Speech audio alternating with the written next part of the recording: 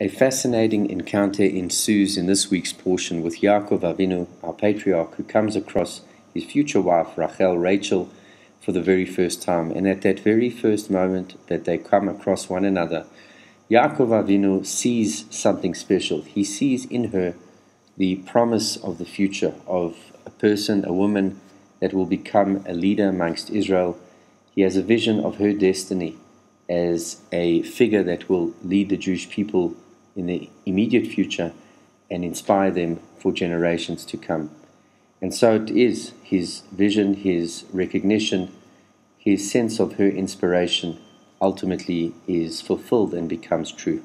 If you go a millennia and a half down the line, another character, a man by the name of Akiva, Rabbi Akiva. At that time he was just Akiva, he was a shepherd, so to speak, ignorant, and he comes across a woman by the name of Rachel as well. And this woman turns to him and says, if you dedicate your life to study, I will marry you.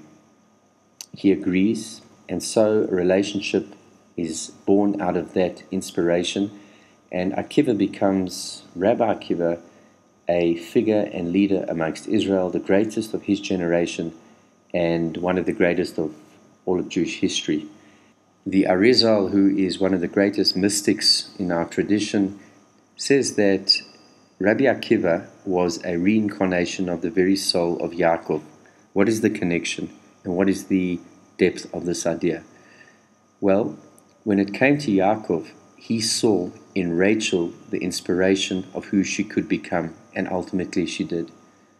With Akiva, Rachel saw the inspiration in him and what he could become, and ultimately he did. And so in the first incarnation, Yaakov is the one who sees the potential, the capacity, the strength of another and brings that out. And in the second incarnation, with Akiva, he's the one who is seen and his inspiration is brought out by another. And so the incarnation corresponds on either side to two different experiences.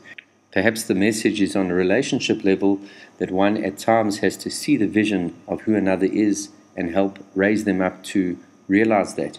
And at times it's the other way around, where one avails oneself and surrenders to the vision of another who sees the potential in who we are, and we are raised up and elevated through their recognition, their sense and perception of who we can become.